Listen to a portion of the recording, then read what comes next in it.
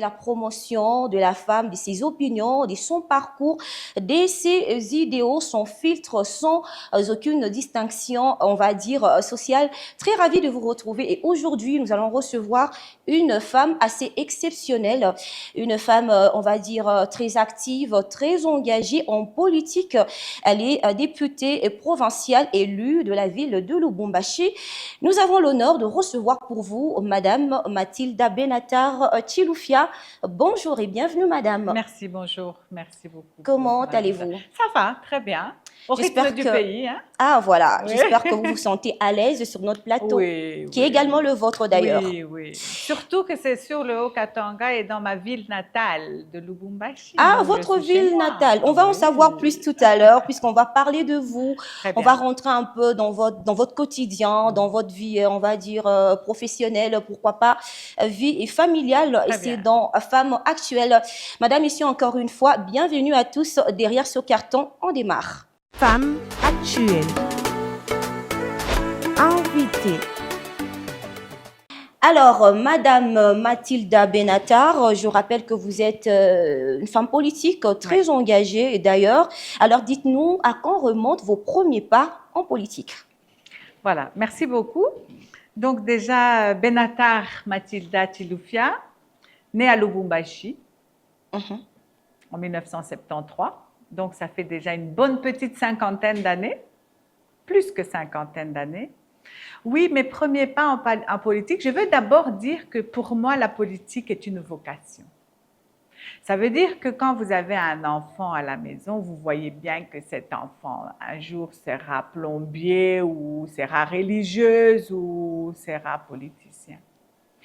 Donc, pour moi, la politique, je pense que c'était déjà une vocation. Toute ma vie, enfin ma jeunesse, j'ai été cette personne qui était toujours avec les autres, qui était toujours à l'aide des amis, qui réunissait toujours des amis qui ont des petits conflits. Ah, ok. J'étais toujours celle-là qui n'avait pas beaucoup, mais qui donnait le peu que j'avais, qui partageait. Et j'étais cette personne qui était une révoltée de l'injustice. Ah, ok. Pour moi, c'est ça le début de la politique. Parce que la politique est une vocation et vous pouvez la faire sous une autre forme. Je l'ai faite avant d'être officiellement en politique sous une autre forme. Justement, on aimerait en savoir plus. Ça se passait comment déjà à cette époque-là? Parce qu'on est en train de comprendre ici que c'était justement un rêve d'enfant. Déjà toute petite, peut-être Oui. que vous vous voyez déjà en Un politique rêve plus d'enfant, tard. je me voyais avocate. Avocate? Oui, Ah, ok. parce que justement, je n'aimais pas l'injustice. Je n'aimais pas du tout les différences. Et j'ai horreur de la souffrance, par Ah, ouais. exemple. La souffrance me dérange parce que j'estime que on ne mérite pas de souffrir en tant que Congolais, surtout avec cet héritage d'une terre riche que nous avons. On ne mérite pas de souffrir.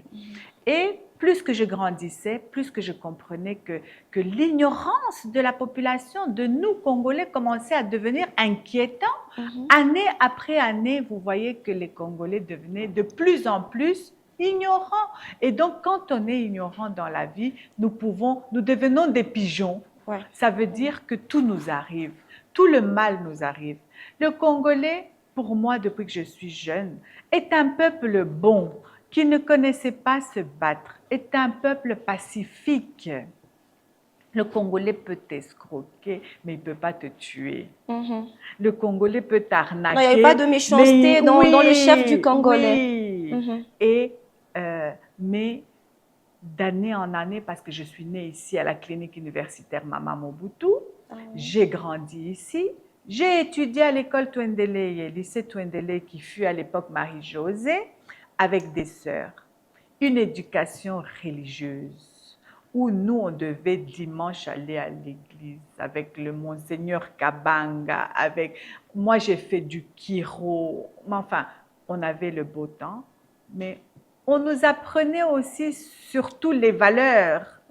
Les valeurs que pour moi est une base dans toute personne humaine, congolaise, puisque je le suis, et surtout dans une femme katangaise et au katangaise que je suis.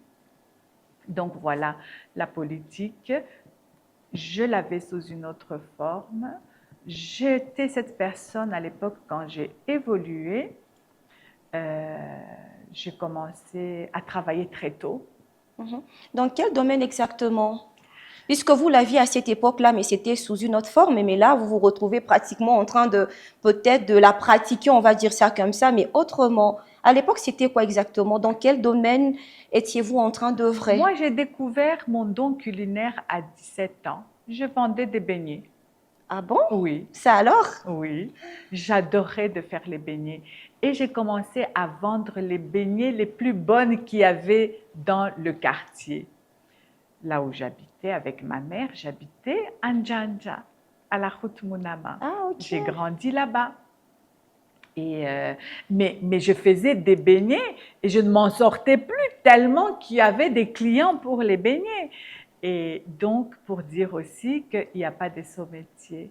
Il y a que des J'ai sauts de genre. beaucoup aimé l'art culinaire que j'ai découvert à mes 17 ans, après avoir fini mes études secondaires. Très vite, j'ai été précoce. Donc, j'ai eu mes enfants très jeunes. Mon fils aîné, je l'ai eu, je pense, à 19 ans. Ma fille à 22 ans. Mais en même temps, cela ne m'a pas empêché et de continuer les études sous des formes différentes, des formations, et cela ne m'a pas empêché de travailler l'entrepreneuriat. Pour vous dire, aujourd'hui, je suis la présidente de la commission de l'emploi, de l'entrepreneuriat, de la prévoyance sociale et des salaires, quelque chose que j'ai adoré toute ma vie, la différence. La différence, je n'aimais pas la différence. La différence des personnes, la différence des salaires, la différence de la considération humaine, la différence. La différence détruit la société. Alors justement, à quel moment Madame Obenatar se décide de rentrer de plein pied en politique? Puisque vous étiez déjà, on va comprendre, tellement ambitieuse, si jeune, Oui. vous êtes découverte et voilà, vous êtes impliquée, vous avez commencé à entreprendre. Mais à quel moment exactement cette aventure, en guillemets, Avant de a parler démarré? de la politique, d'abord, il faut dire que donc j'ai évolué. J'ai fait 20 ans d'entrepreneuriat. J'ai été chef d'entreprise dans une grande société qui a commencé petit, finalement, toujours dans tout ce qui est nourriture.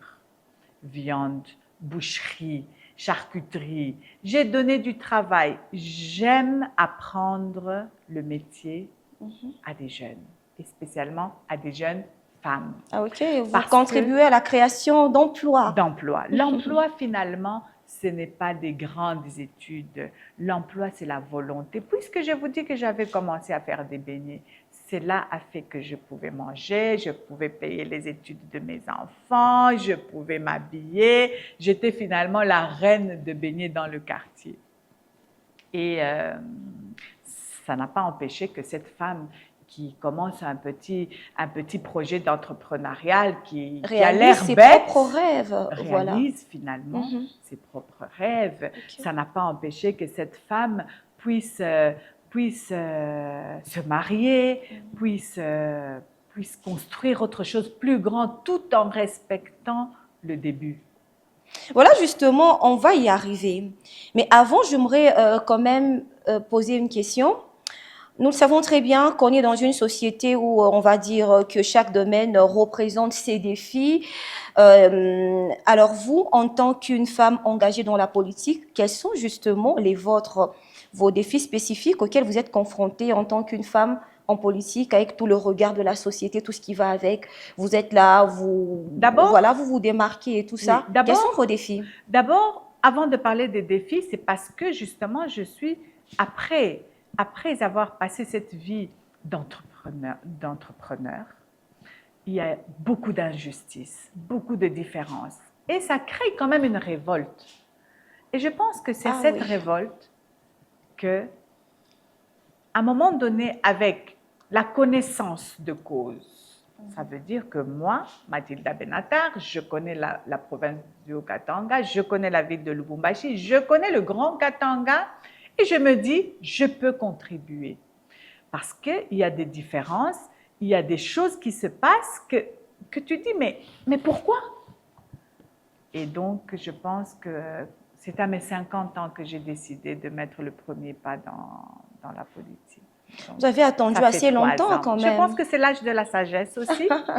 C'est l'âge de la sagesse aussi. Je n'ai pas attendu longtemps parce que franchement, je ne pensais pas que j'allais faire la politique. Ah, ok. Je ne pensais pas que j'allais faire la politique.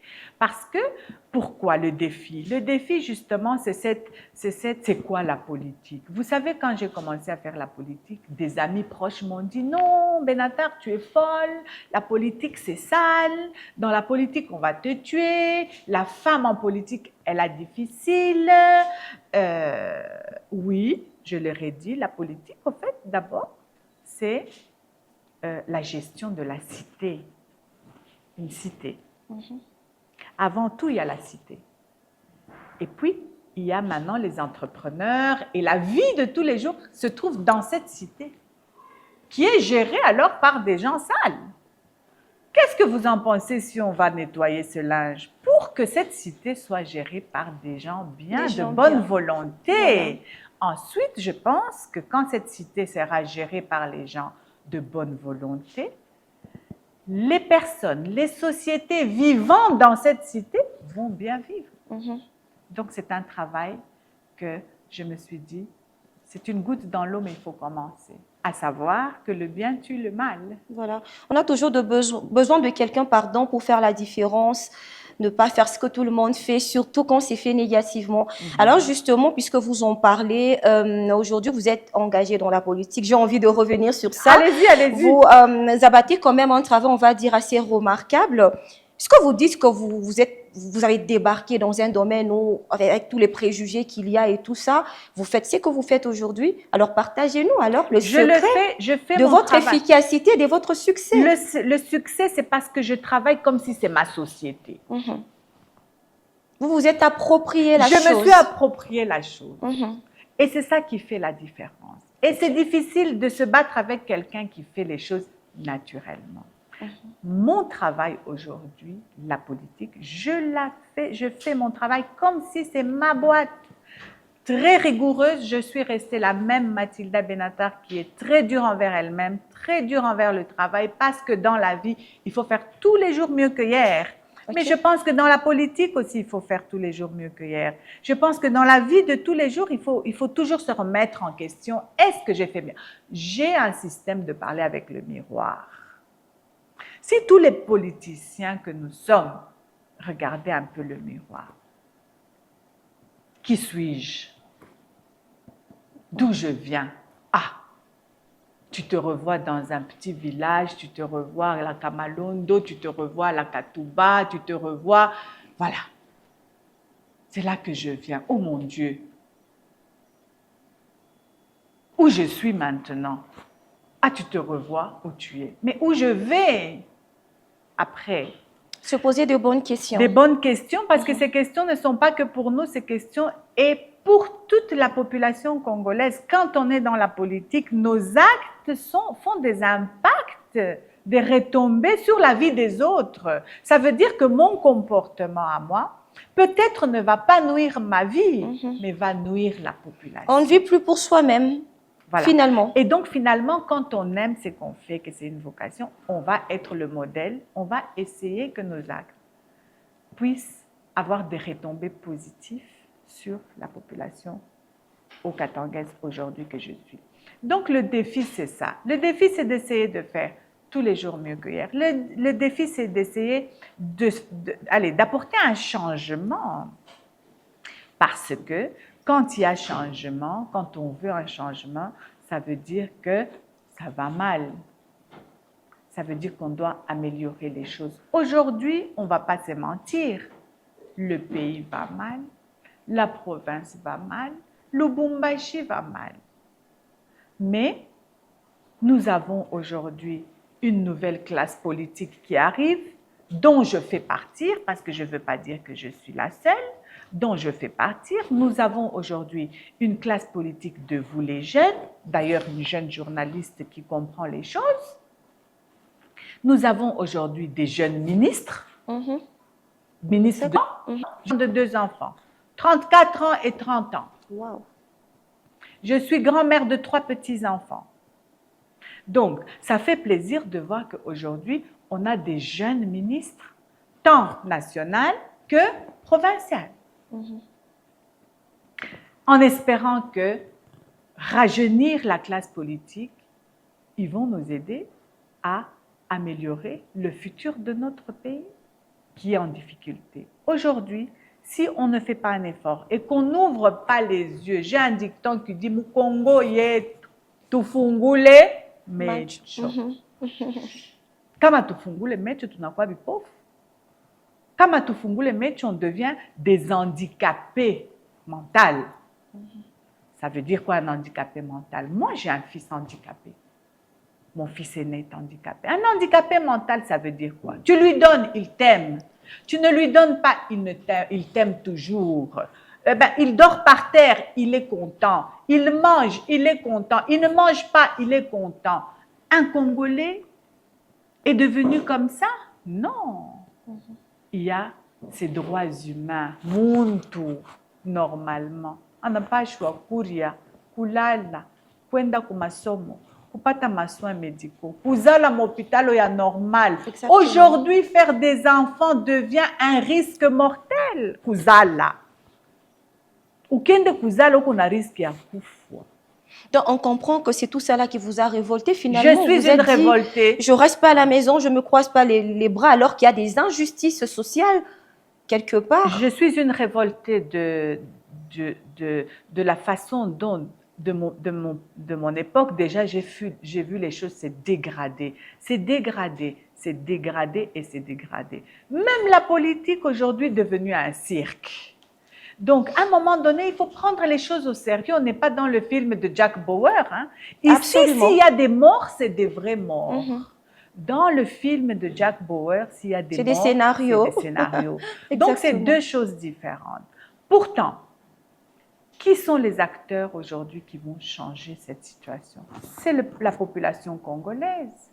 Ça veut dire qu'il faut une complémentarité. Il y a des gens aujourd'hui qui sentent qu'ils ont la vocation d'être politiciens. Il faut venir donner la main.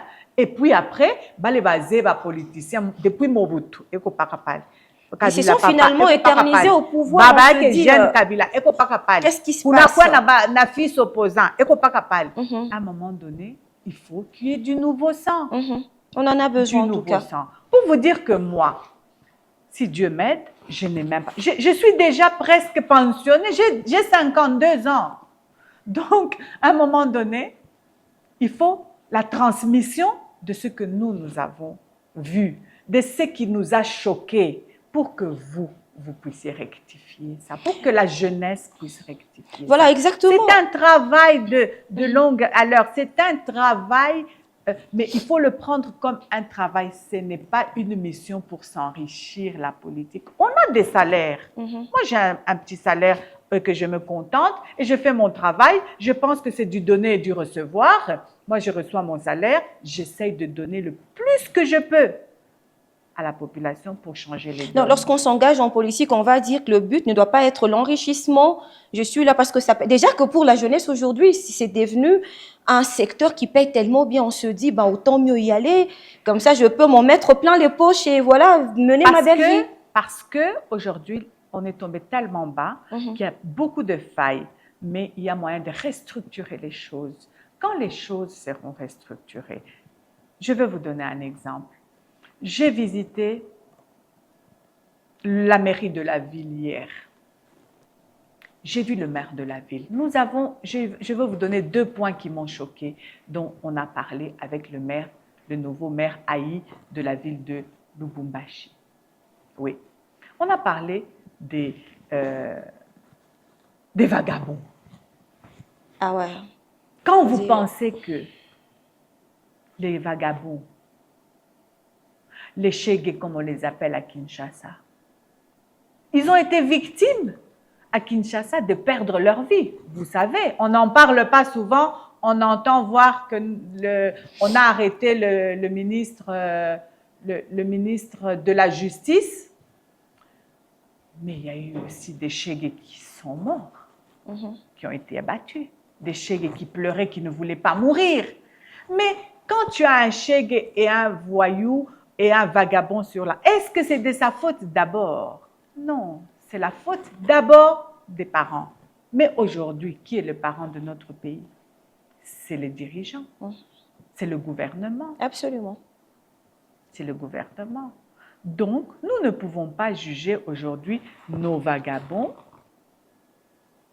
en mal. Non, nous devons les accompagner, voir comment eux, puisqu'ils ont perdu une étape de la vie, ils n'ont pas étudié, on n'a pas nourri leur cerveau, mais c'est des éléments qui sont dans notre province. Nous pouvons les utiliser autrement et les valoriser autrement. Et ces jeunes peuvent être des acteurs du changement de notre province et de notre ville. Donc, en fait, on comprend que dans votre lutte, dans votre combat, vous aimeriez réfléchir profondément aux maux qui gangrènent notre société. Pas seulement ça, et aussi y apporter des solutions durables mais bien sûr, pour pouvoir remonter la pente, vivre dans un pays assez sécurisé quand même.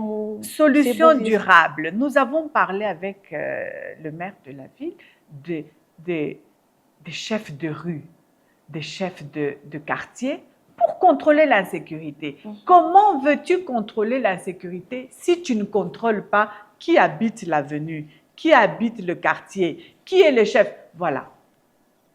Mais aujourd'hui, de nos jours, le chef de rue n'habite pas la rue. Le chef de quartier, il n'habite pas le quartier. Je vais aller encore plus loin. Le bourgmestre lui-même, il n'habite pas la commune. Il gère un quartier dont il n'est pas résident. Exactement.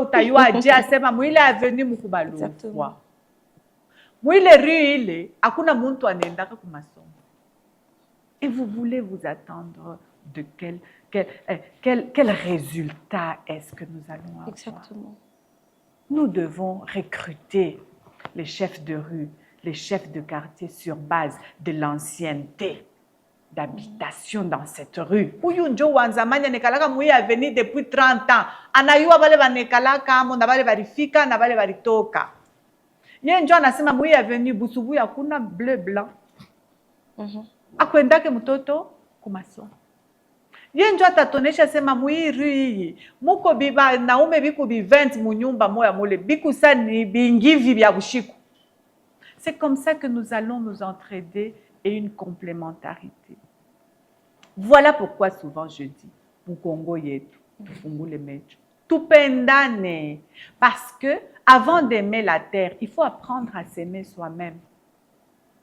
Parce que quand on s'aime soi-même, je pense qu'on va aimer l'autre et qu'on va défendre la patrie et surtout notre petite ville de Lubumbashi. Alors, on va aimer notre pays, on va défendre notre patrie. Madame, Messieurs, vous qui nous avez pris en marche, je vous rappelle que nous échangeons avec Madame Mathilda Benatar Chiloufia. Elle est députée provinciale élue de Lubumbashi. C'est un honneur de la voir. Et cet échange se poursuit, Madame Mathilda. Puisque tantôt vous étiez en train de nous inviter, nous tous, à pouvoir nous intéresser à la gestion de la chose publique, nous devons nous intéresser à la politique pour résoudre les problèmes qui nous touchent de près, remonter la pente, etc. Alors là, j'aimerais vous faire voir une réalité à laquelle, au fait, que nous vivons ici dans notre pays. Il faudrait dire que la femme qui vous regarde à l'instant, peut-être qu'elle s'inspire de vous, elle vous prend pour modèle, mais elle est assez limitée. Elle se dit, la politique, je m'en sortirai pas. J'en suis pas capable. Avec tout ce qu'il y a comme magouille, coup bas, en guillemets, je m'en sortirai pas. Du coup, j'ai pas de place. Alors, quel message vous pouvez lui adresser justement? La femme au elle Congo, veut, mais elle a peur. Elle se dit, elle se retient. La femme au Congo a la première place. Et souvent, je dis qu'un jour, c'est une femme qui va sauver ce pays. D'abord, une femme en politique, une femme au volant du pays, ou une femme au volant d'une province, ou une femme au volant d'une grande société, c'est de l'économie. Comment ça? Expliquez-nous. C'est de l'économie. Ça veut dire que les frais que fait une femme ne sont pas les mêmes frais que fait un homme. Les soucis qu'elle a une femme, ce n'est pas les mêmes soucis qu'ils ont les hommes. Je ne vais pas aller en profondeur, mais les hommes malins, ils ont compris. Ça veut dire qu'une femme ne va pas avoir 5 maris. Hein? La polyandrie n'existe pas chez nous. Voilà. c'est économe. Donc, je pense que d'ailleurs, parmi nos dirigeants hiérarchie à la tête, ils ont compris. Vous avez remarqué que maintenant, nous avons de plus en plus des femmes À des à la postes tête. stratégiques, voilà. Oui, nous avons une première ministre qui est femme, c'est quelque chose de formidable. C'est vrai que toutes les femmes ne peuvent pas être premier ministre, mais c'est notre fierté de savoir qu'il y a une femme première ministre. Nous avons des ministres femmes de plus en plus, nous avons des députés femmes de plus en plus, et je pense que la femme aussi, elle donne la vie, elle éduque les enfants. Parmi ces enfants, il y a des hommes, des garçons qui vont devenir hommes et qui vont devenir docteurs et présidents un jour. Ça veut dire que la femme, elle a le don de la parole et de l'éducation. Éduquer une femme, c'est éduquer toute une nation. Voilà. Donc, je pense que les femmes au Congo, la femme congolaise, la femme okatangaise doit savoir qu'elle a la place en politique, pour aider à ce que la communauté puisse aller bien. Il faut gérer la chose publique en bonne et due forme. La femme, elle doit savoir qu'elle doit se battre. Parce que quand on va chercher du travail, on ne nous donne pas le même salaire. Et puis, on va arriver à une beauté comme ça. Donc, on commence d'abord, le mec, là-bas, il commence d'abord à voir l'intérieur que l'extérieur et ce que tu vas donner. Donc, la femme est victime de beaucoup de choses. Mais la femme doit se battre parce que ce n'est qu'avec une femme que les choses vont changer dans notre pays. Ce n'est qu'avec une femme que les choses peuvent changer dans notre pays. J'aime beaucoup cette phrase. Mais après, il y a quand même une certaine... En tout cas, on va se dire des choses. Hein. On doit vraiment dire les choses telles qu'elles sont. Il y a quand même une certaine opinion, une partie de l'opinion qui estime que la femme qui excelle en politique, celle qui gravit des échelons, celle qui a du succès en politique, derrière ce succès se cache l'appui ou la faveur de l'homme. Ou ce succès, on va dire, c'est le fruit peut-être des faveurs sexuelles, en guillemets. Qu'est-ce que vous avez à dire justement face à ces stéréotypes dans notre société qui, par ailleurs, découragent aussi la femme qui veut se lancer? Une femme qui veut se lancer, dans la politique, elle doit savoir qu'elle est cible, je viens de vous dire. On remet en question leur moralité quelque part. Elle est cible, les hommes, c'est pour ça que je viens de vous dire qu'il faut des femmes à la gestion de la chose publique. Parce qu'une femme n'aura pas 5 maris. La femme doit se défendre. Aujourd'hui, avec le chômage qu'il y a dans notre pays, dans notre province, le Haut-Katanga, il y a des familles qui sacrifient. Donc,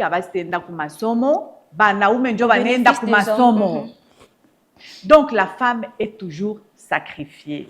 La femme est considérée, oui, en politique, comme je viens de vous dire que vous allez chercher un travail. D'abord, on voit en vous le côté sexuel, le côté beauté et tout ça, le côté femme. La femme doit se battre. Souvent, moi, je dis aux hommes, je ne suis pas une femme. Ah, ok. Je suis une lionne. Donc, c'est à elle-même de se battre pour changer la donne. La personnalité, puisque on peut se battre. Évidemment, nous devons aussi apprendre. L'apprentissage est important. Parce qu'on se moque des femmes, elle compte sur sa beauté finalement. Mais comme on a mangaria de beauté, non, nous avons des cerveaux 2 fois plus grands que les cerveaux des hommes. Puisque nous donnons la vie, nous éduquons les enfants qui deviennent demain des dirigeants de ce pays. Donc je pense que c'est ça que j'ai dit. J'ai toujours dit souvent que l'ignorance de la population congolaise commence à être inquiétante. L'ignorance de la femme commence à être inquiétante. La femme est en train tout doucement de se réveiller et elle doit se réveiller parce qu'elle a la première place dans notre pays. Et il faut s'imposer d'avoir cette première place. Il faut s'imposer, voilà. C'est tout ce que moi je peux dire. Parce que moi-même, je n'ai pas facile, mais je m'impose. Je m'impose parce que je sais que je peux changer des choses. Je m'impose parce que je sais que je suis en train de faire une transmission de connaissances. Je m'impose parce que je sais que c'est aujourd'hui qu'il faut préparer demain. Donc, je pense que les femmes, réveillez-vous, réveillons-nous. Et aussi que la femme puisse être solidaire avec une autre femme. Exactement. Que les femmes puissent apprendre à s'aimer, à se soutenir et à s'aider. Et ne pas être mal de savoir que vous savez, madame, il y a des choses que moi, je sais, mais que vous ne savez pas. Absolument. Mais il y a des choses que vous avez que moi, je n'ai pas. D'où la complémentarité voilà. nécessaire. C'est ça. Merci. Exactement, nous devons rester soudés, solidaires, nous entraider pour faire avancer les choses. On ne doit pas attendre que l'homme soit toujours là en train de nous donner ce qui nous revient de droit comme étant un cadeau. C'est pas possible ça. Alors, madame, on est en train de finir justement cette partie, mais bien avant, c'est quoi votre perception de la parité homme-femme? Brièvement. Alors, la parité homme-femme, d'abord, de un, l'homme doit garder sa place parce que sinon, il va devenir fainéant. Si vous regardez bien, les femmes congolaises aujourd'hui travaillent et les hommes jouent aux cartes et tout ça. Donc, il ne faut pas que l'homme pense que non, il diminue. Je pense, étant africaine, étant congolaise, l'homme doit quand même garder sa place de chef de famille pour qu'il continue à ramer. Il doit ramer. Depuis la Bible, c'est l'homme qui travaille pour faire manger la femme. Son côté-là, il ne doit pas le perdre, sinon nous allons fabriquer des omelettes.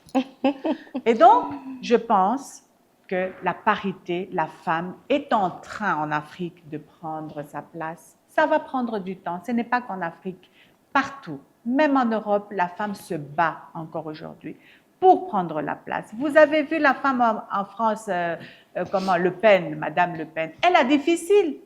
Elle a très difficile, c'est seulement parce que c'est une femme. Mais elle ne lâche pas l'affaire. Donc, les femmes ne doivent pas lâcher l'affaire. On est en Afrique, c'est difficile, la parité. Elle va prendre peut-être des décennies, mais je pense que nous sommes en train de monter petit à petit pour que les hommes comprennent quand même que avoir une femme, c'est avoir la réussite. Et comme on dit souvent, derrière un grand homme qui réussit, souvent il y a une femme dans l'ombre qui accompagne cet homme-là. Et aujourd'hui, cet homme africain qui doit être fier, cet homme congolais qui doit être fier, il doit le dire à ses maïnami pour que la femme puisse prendre sa place de construire notre pays. Voilà, donc nous n'avons pas à rivaliser, hein, que chacun comprenne quelles sont ses limites, quelle est sa place et absolument. on avance. Il ne faut pas rivaliser et les hommes doivent continuer à ramer, j'insiste, à ramer pour nourrir la femme, les enfants et tout. Et la femme est en train de prendre sa place pour être justement, pour faire la complémentarité de son homme et pour l'assister et l'accompagner. Merci. Exactement. Alors, madame, messieurs, merci de rester encore avec nous. On place à une autre étape. Femme actuelle. Confinement. Alors, nous poursuivons Femmes actuelles sur Mbego FM. Madame Benatar, j'espère que vous êtes à l'aise. Oui, ça va.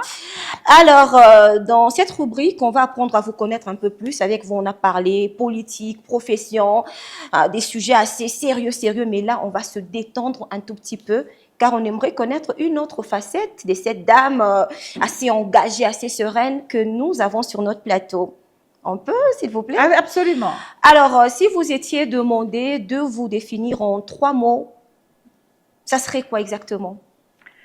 Je puise mes forces dans mes douleurs. Ça veut dire que les femmes qui souffrent aujourd'hui doivent savoir que ce n'est pas une souffrance, c'est une force. Et je pense qu'avec ça, j'essaye alors de me battre avec la vie et en fait, je fais une compétition avec moi-même de faire tous les jours mieux que hier et d'être la meilleure version de moi-même. C'est un travail. C'est un travail que nous devons faire sur nous. Nous devons faire un travail sur nous pour être les meilleures versions de nous-mêmes parce que nous aspirons aux autres. Donc, quand nous sommes, nous, des meilleures versions, je pense que les résultats, les retombées seront meilleures. Les retombées seront meilleures. Quels sont, parlez-nous de 2 souvenirs marquants de votre vie, l'un qui vous a marqué de manière assez, on va dire, positive et l'autre qui vous a choqué, mais dont vous avez appris des leçons. Ce qui m'a choqué fort, c'était l'accident de mon fils. Parce que dans ma vie, j'ai toujours pensé que si tu n'es pas mort, tu es vivant. Et je ne savais pas qu'il une personne qui n'est pas morte peut garder des séquelles et rester presque mort mais vivant. Donc l'accident de mon fils aîné, Salomon, m'a marqué fort et a changé ma personnalité. Mais m'a donné beaucoup de force parce que l'accident était mortel, mon fils n'est pas mort, j'étais contente. J'ai vécu, ça fait 14 ans, j'ai vécu 8 ans dans l'espoir de dire il va redevenir comme avant. Et c'est seulement depuis 4 ans que j'ai fait un travail d'acceptation, de dire non, il ne va plus jamais redevenir comme avant. C'est un garçon beau qui a 34 ans, j'essaie de le vendre, hein, mais qui ne parle pas, il ne me reconnaît pas, mais que j'ai accepté son cas et je l'aime plus que tout. On dirait que lui, il est guéri, moi, je suis guérie. C'est dans ma vie personnelle et j'ai eu un choc de savoir que la vie est compliquée. En passant, je donne un conseil aux jeunes garçons qu'aujourd'hui ils doivent savoir, c'est un accident de voiture. Une voiture est une arme.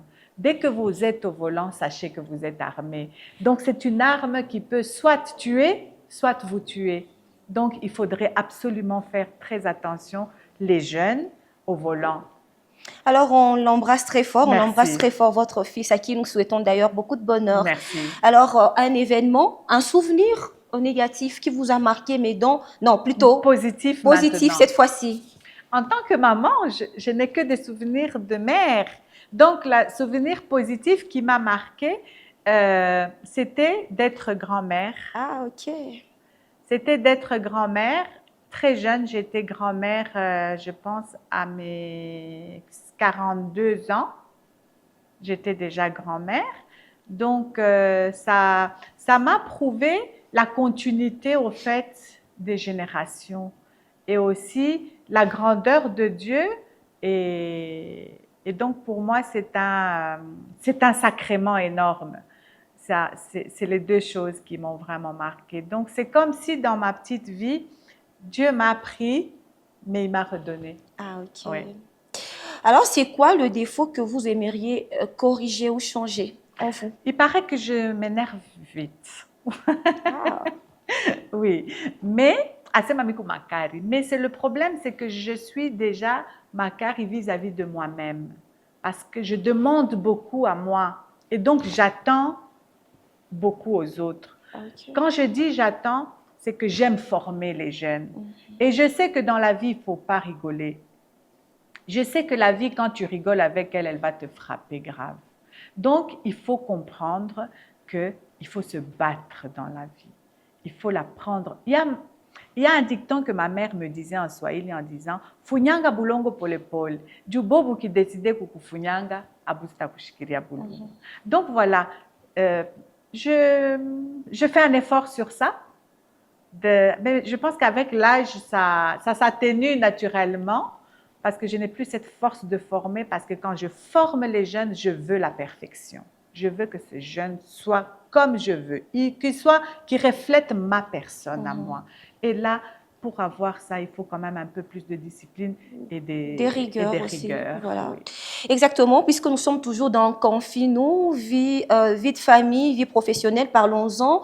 Comment trouvez-vous justement cet équilibre-là entre la vie de famille et la vie professionnelle, la carrière politique notamment? La carrière politique est une continuité, c'est comme une grosse famille finalement. Il y a le bordel là-dedans, il y a la mafia là-dedans, il y a le vol, c'est finalement ça la vie politique. Donc quand vous êtes une bonne mère de famille, quand vous êtes une battante, quand vous êtes une leader, quand vous avez des ambitions, quand vous avez des projets que vous avez mis en focus, je pense qu'en tant que femme, je continue à le dire, la politique est d'abord faite pour la femme. Après. Une brève explication très rapidement, on est assez curieux là. Oui. Donc, elle est faite pour la femme, la politique. Oui. Parce que je viens de vous dire que finalement, la politique, c'est cette grosse famille.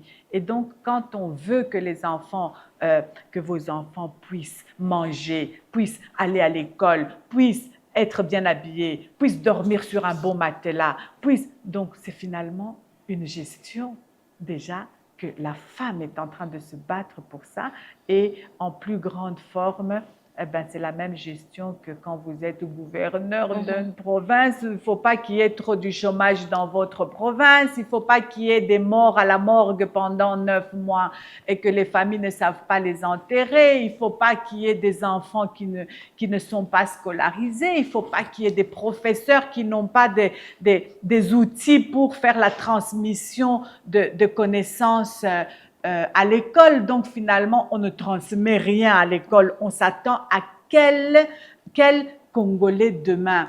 Donc, je pense qu'une femme est très importante dans notre communauté, dans la société congolaise. Exactement, la femme a toute sa place dans la politique, dans la société. Alors, madame, ici, on est en train de finir ce programme. Nous allons passer à une étape que j'affectionne particulièrement et ça sera derrière ces transitions.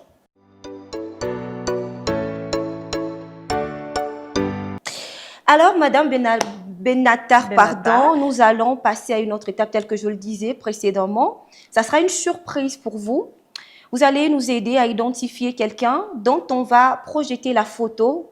Vous nous direz c'est qui cette personne et voilà, c'est fait.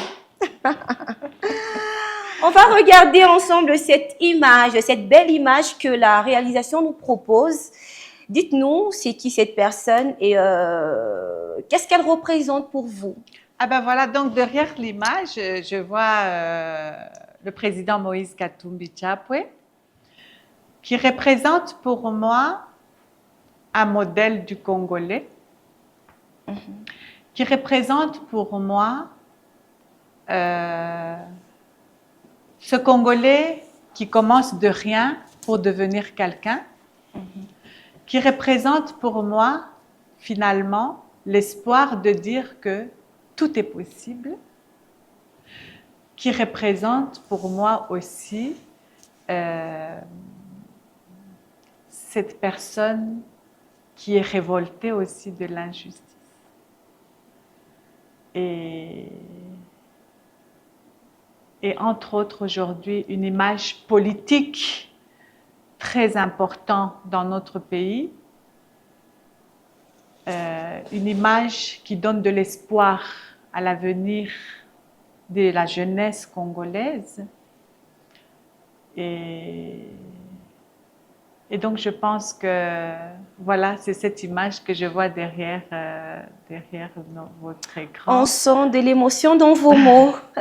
Oui, et je pense qu'ensemble, on devrait lui donner la chance parce que le Congo appartient à tout le monde. Je pense qu'on est fiers d'être Congolais. Et le président Moïse est fier, très fier d'être Congolais. Et il est occupé à laisser absolument des traces indélébiles dans le Congo. Et ces traces doivent continuer à construire l'avenir de notre pays pour qu'un jour le Congo puisse être un pays digne d'être Congo dans le monde, parce que je pense que nous le méritons. Nous le méritons. Et puisqu'on y est, si vous deviez lui adresser un message, ça serait lequel? De manière assez brève. Mais voilà, moi je peux dire à notre président Moïse Katumbi Chapwe de dire qu'il y a eu dans la Bible, l'histoire des vaches maigres et des vaches grasses. Les vaches, elles ont maigri, mais elles n'étaient pas mortes. Donc, il y a eu l'espoir. Je pense que le peuple congolais aujourd'hui est en attente, l'aime beaucoup et le porte dans son cœur. Et je voudrais dire qu'il reste l'espoir de la population congolaise. D'une manière ou d'une autre, il a le dernier grain à mettre de l'urée, vous comprenez, des semences pour que les choses puissent fleurir dans notre pays et que le Congolais puisse avoir l'honneur d'avoir la dignité. Il faut dire que parmi les clés du développement, le président Moïse Katumbi, il a le trousseau et il a une clé qui va ouvrir la paix dans notre pays, qui va ouvrir l'amour, surtout le vivre ensemble. Et il doit utiliser cette clé, parce que sinon la porte restera fermée. D'accord, c'était votre message et Merci. finalement, on ne va pas le commenter. Oui. Et puisque vous êtes une femme politique, on ne va quand même pas finir sans placer un petit mot sur la situation sécuritaire qui se vit dans la partie est de notre pays. Je fais allusion à la guerre qui s'y vit depuis plus de 3 décennies. Vous, en tant que député élu de Lubumbashi, pour le camp du parti politique Ensemble pour la République, ça serait quoi votre message à toutes ces personnes-là victimes de ces affres de guerre? Nous sommes également affectés d'une manière ou d'une autre. C'est quoi votre message d'espoir que vous pourriez lancer à toute la nation finalement, Je plus particulièrement à nos aux compatriotes de femmes l'Est? de l'Est. Je pense que la population congolaise, les femmes d'Ensemble pour la République sont de tout cœur avec les femmes de l'Est. C'est un message que j'avais donné encore une autre fois. Ça veut dire que les atrocités que sont en train de vivre nos mamans à l'Est, je pense que ne vont pas rester, ne vont pas rester impayées.